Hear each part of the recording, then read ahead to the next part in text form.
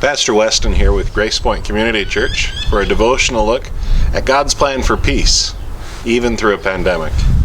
Yesterday, I started the process of trimming our fruit trees, and when we first moved in, I took out the diseased and the broken branches, and then I waited to see what type of fruit that they'd produce.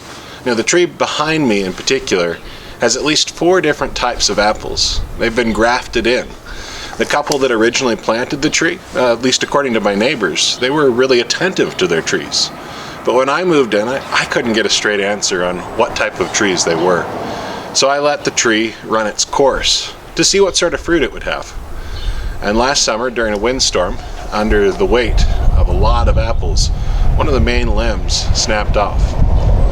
Maybe you haven't snapped yet, but maybe you've noticed that all the changes in and around your life are having an impact on your state of mind, your emotional well-being. Peter has some advice for you. Today's scripture is from 1 Peter chapter 3, verses 9 through 12. Don't repay evil for evil, or reviling for reviling, but on the contrary, bless. For to this you were called, that you may obtain a blessing. For whoever deserves to love life and see good days, let him keep his tongue from evil, and his lips from speaking deceit. Let him turn away from evil and do good. Let him seek peace and pursue it. For the eyes of the Lord are on the righteous, and his ears are open to their prayer. But the face of the Lord is against all those who do evil. Now, other scriptures focus on loving our enemies in this same profound way, returning evil for good.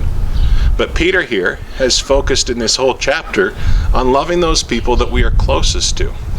It may be hard to love our enemies, but it can be really easy to hurt those that we love. We know them really well, and chances are that they really care what we think about them. So when someone that loves us says or does something that hurts, it's all too easy to respond in kind. Maybe even with words that we don't really believe. Now, I couldn't help thinking yesterday, as I was trimming this tree, as people, we're a lot like apple trees. An apple tree sends out branches anywhere it might catch some extra sunlight, without really considering the structure or the proximity to other branches. A good gardener, though, is going to come and provide good structure to the fruit tree. Only the best branches that contribute to the health of the tree and its fruit are kept. So like my apple tree here, our routines have all changed. We're all finding new patterns for exercise, entertainment. I mean, we can't connect with friends in the same way that we used to. For better or worse, we're spending a lot more time with the people that we've chosen to share a home with. So Sunday we talked about choosing God's normal, and how today, when we've all been forced to take a break from our routines, we have new opportunities. So I want to encourage you to allow God to select the best branches in your life. Repay evil for good. It's not about trying harder. It's about allowing God's priorities to be your priorities. Have you asked Jesus to live through you? That's where it all starts. Are you taking time each day to consider God's priorities, to prayerfully approach God and ask Him not just for peace, but to transform you into a peacemaker? Prayer and Bible study, life application, these are all good things as a new routine, but they weren't meant to be experienced as a routine.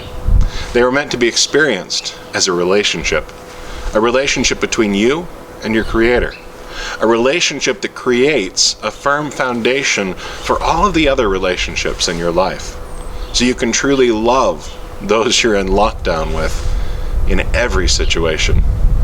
Now, if you'd like to know more about having a relationship with Jesus, or you'd just like help with figuring out some of the details, I want to encourage you to reach out to me.